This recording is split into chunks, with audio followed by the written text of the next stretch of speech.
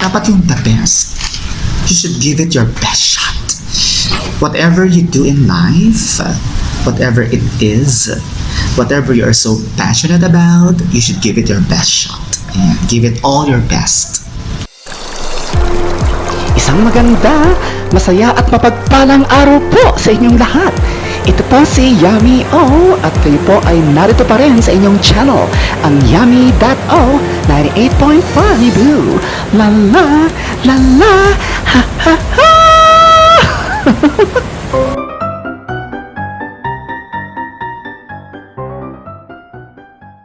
So I'm sticking to this name, Yami Ow.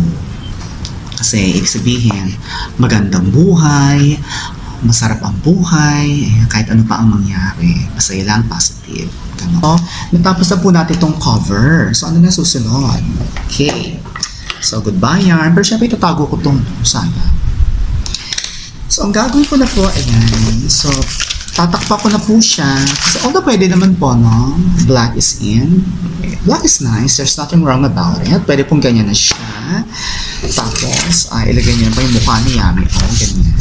But, gusto ko pa mas maganda pa. Di ba? Parang sa buhay. Di ba? Let's try for what is best. We should go for the best. We should opt for the best. Hindi yung pawasi-wasi na, pabara-bara lang. Yung pwede na, di ba?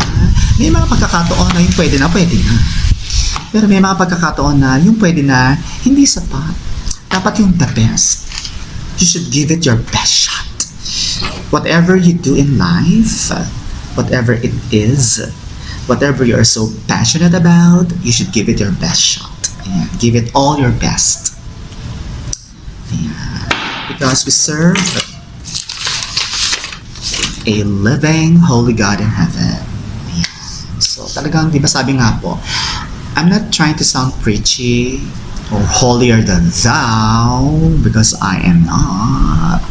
Yami Ow ain't holier than thou.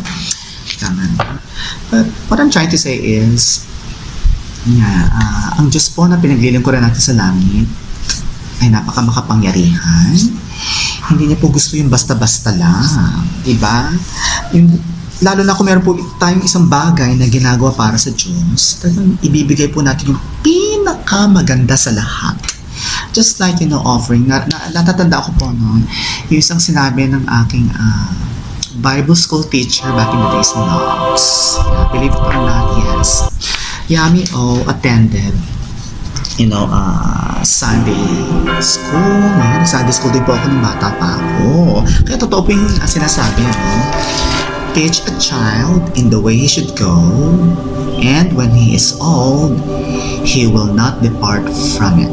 Totoo po yun, kahit mag-backslide, magkawindang-windang ang buhay na isang mananampalataya, kapag siya po talaga ay nataniman ng binhi ng salita ng Panginoon, talagang totoo po yun, dadalhin kahit sa panlabas ay mukhang hindi, pero po talaga sa kalooban niya andoon na po, nakatanim na po talaga yan, hindi na mawawala, lalo na talagang Diyos ang nagtanim niyan at hindi niya hahayaan na mabaliwala lang yung kanyang itinanim na punla sa puso buhay ng bawat tao sa mundo. Diba? Yes! Yeah, so we should give it all our best. We should give it your best shot. Okay, so on we go. So next, ayan. So ang gagawin ko, ayan. So isusukot ko na lang po, parang damit lang. Ito kagaya po. Parang sinusukat lang po natin yung damit. So ito, ayan. Since malaki naman po siya, so, ayun. So, tatansyan ko na lang po. Ayan. Then, gugupitin. Okay? So, to continue, ayan, can you still see me? Okay, so, tatayo lang po ako. Para mabigyan po natin ng focus to ating ginagawa. So, ayan. So, tatansyan ko na lang po siya. Ayan, ilalatag po natin. Ayun. So, may mga space. So, mapakita naman po natin. Diba? So, gugupitin ko po dito sa edge. Ayan.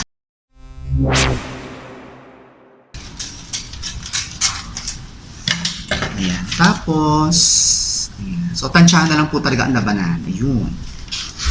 Then, papatay na lang po natin siya yung gupit. Papatay na lang po natin dito sa isang gilid. Ayun. Tupuin natin. Then, cut.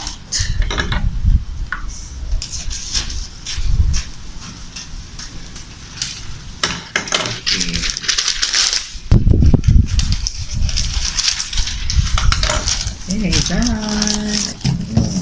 Tapos papantay na lang po natin. Okay? So, ngayon po, susunod na yan. Kupitan na po natin yung bagong wrapper o yung magiging bagong cover niya. So, ang susunod po itong tape. So, ginagawa ko ganito. Gumugupit-kupit po ako ng ilang piraso. Yan. Tapos, pwede po nating ilagay. Pwede po tayong gumamit ng maraming ganito. As you can see. Tapos, idikit po natin sa gilid. Para, dire-dire. So, meron po akong sila sa tabi. Dito lang po dinikit-dikit yung mga tape. Para, kukuha na lang ako ng kukuha.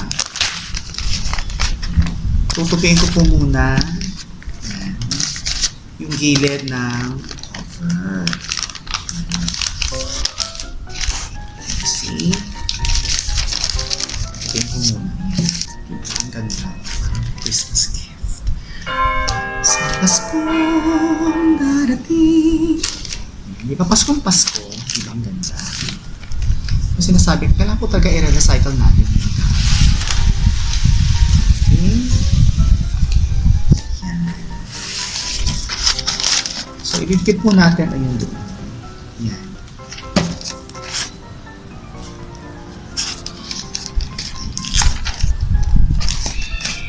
Yan. So, i-dikit po natin ayun. Yan. So, yan. Gugupitin ko lang po ito. Ito, pag ganoon. Okay. Edge. Ganyan po talaga ako. Kahit ako nagbabalot ng libro, ganyan po ang ginagawa ko. Ganyan yun ang estilo ko. Ganyan po ang estilo ni Yami Ow kapag nagbabalot ng plastic cover sa notebook man o libro. Okay. So, we're almost done.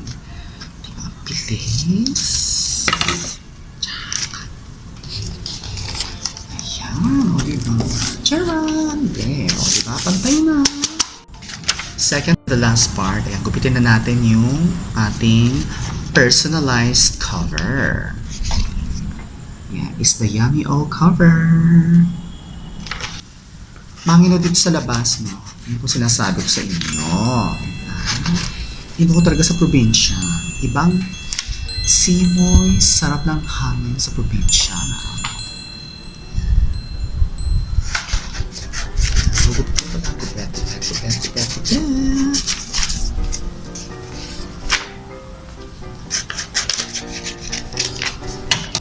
Ayun, o diba? Ayan. Ganyan po ang magiging itsura na ipopost po natin, ilalagay sa front cover ng notebook. Ayan. So, ako po pag nag-glue, konti lang, masyadong madami, huwag sana exaggerate. Konti lang po yung mga edge. Ayan, mga gilid-gilid. Ayan. Ganyan po ako mag-glue. Kasi ang pinakahuling proseso po nito talaga ay babalutin siya ng plastic cover. But I think, see, konti lang, oh. Konti lang. Then, ayun. Okay, dinidikit ko na po. Charan! Wow, thank God. Ayan. So, pwede nyo pong gawin yan, no? Ayan, there you go. So, ito na po yung finished product. Tapos, ang pinakahuli na po talaga mangyayari dyan, balutin nyo po siya ng plastic cover. Para kahit mabasa-basa o matilamsikan o kung ano man, safe pa rin, no? Maganda pa rin. Parang waterproof. There you have it. Ayan, maraming salamat po sa inyong lahat, my Yami owners and my Yami best. Thank you for watching the Yami Ow D.I.Y special. At sana po ay talagang may natutunan ko yung maganda na pwede pong magawa rin sa inyong mga buhay, mga sarili-sarili. Again, remember, let us recycle, let us not waste God's creations and God's resources. God bless you all, and I'll see you again next time. Again, this is your host, Yami Ow, and this is your channel, Yami.O 98.5. Ooh, la la, la la, ha ha ha.